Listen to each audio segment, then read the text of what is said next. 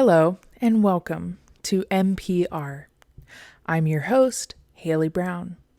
Today we'll be sitting down with Kelsey, wife of an anonymous Broadway actor. She'll share with us in a vulnerable interview why being married to a star is not all glitz and glam.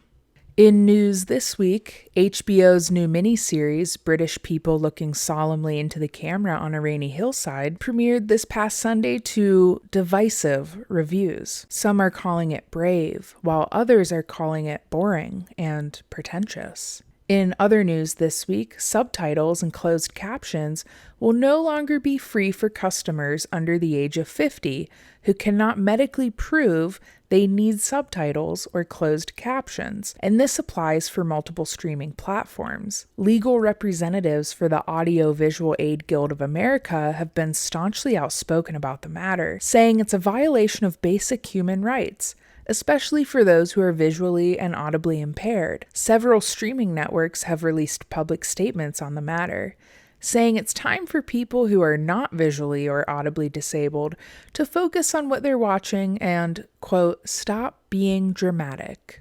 In other news this week, popular music website Pitchfork has yet to release an official apology for the continued string of bad reviews they've given The Strokes since 2006, or for 226 months. In other news, another musician who is not quite talented enough to make their own music was just hired to write for Pitchfork.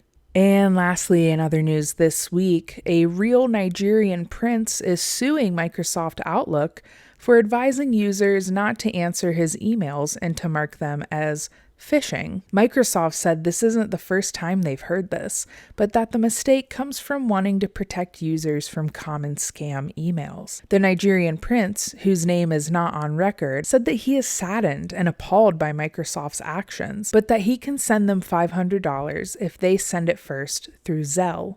And now a word from our sponsors. Are you in a loving relationship, perhaps a loveless relationship, and it drove you to cheat? Well, now, with Oops, I Cheated, you can hire Mark. He's a trained MMA fighter, and he can tell your partner that you cheated, so you don't have to do it yourself. Discreet and quick, you can handle the wreckage of your bad choices, but from a distance. You can pay to play, but you can't redeem your dignity. Call 1-800-OOPS-I-CHEATED or download the Calculator app that is disguised as Oops, I Cheated in order to get connected to a trained MMA fighter today. Welcome back to MPR. And now we go to an exclusive interview with the wife of an anonymous Broadway actor. For anonymity, we have changed Kelsey's voice just a little bit, and Kelsey is not her real name. Hi, Kelsey. How are you doing? I'm doing great. How are you? I'm good, thank you. So, you wanted to share with us some of what it's actually like to be married to a Broadway actor. Why don't you go ahead and tell us a little bit about that? Yeah, well, I won't say his name, but we've been married now for 8 years. And when we met, it was super exciting. Things are always very exciting with him. And you never get bored, which is great. We love each other very much, but there are a few drawbacks that come with it. I don't think that everyone would be prepared for what exactly it's like to be dating and especially to be married to a Broadway actor. First of all, everything is a song, which was delightful, even some would say whimsical, when we first met. But after 8 years of marriage, it's just a bit much, Like, if there's no oat milk left in the fridge, I don't want to hear a song about how there's no oat milk left in the fridge when you could just go and get more oat milk. Do you know what I mean? What else? Those theater kids that you went to school with? Well, it's really not very different. It's just like you married one of them, and now they get paid to still be a theater kid. Which can be good at times, but other times, you think back to high school. I was never a theater kid, and I just think back, and I never thought that I would fall in love with someone who's in theater. but it's like dating someone who is a theater kid, but an adult. um, when I asked him to take our daughter to get photos with Santa while I was at work, I came home to pictures of her with Santa, which was great, but also new headshots of him for his IMDb profile.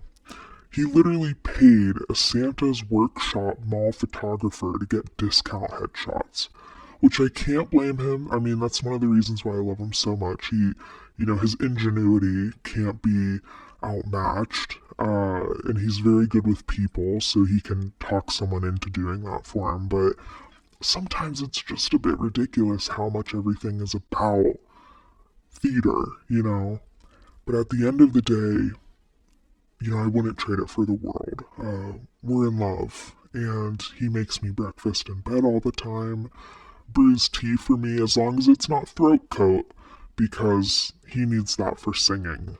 We have that on rotation, like automatic orders through Amazon every few weeks, and you know, our daughter and I, like, we're not allowed to touch that.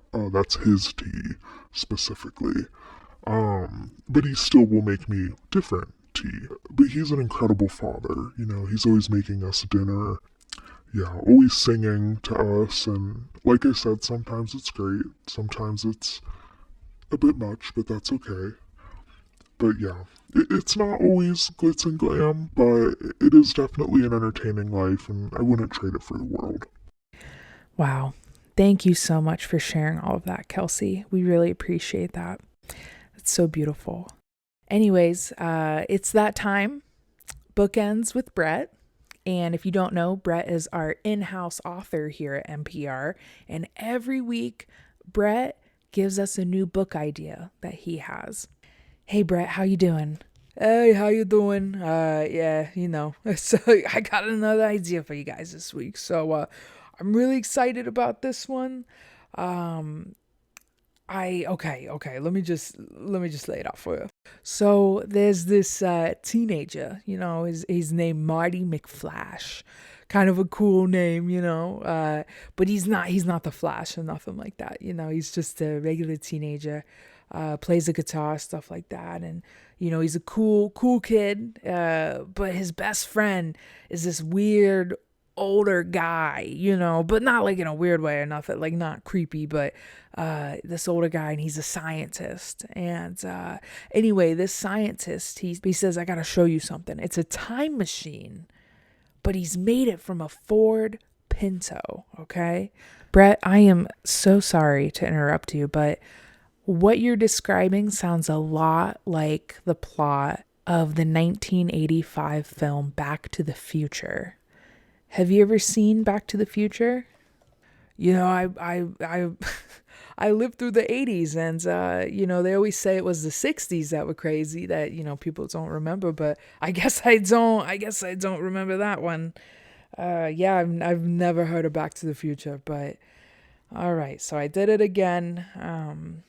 Great. Okay. Well, I'll have one. There's always next week. You know what I mean? There's always next time. So I'll get them next time. But thank you for listening. Thank you, Brett. We always love hearing from you. Well, it's reached that time, everybody. What do vaping and sharks have in common? Find out next week on MPR. Thank you. Have a great week. Bye.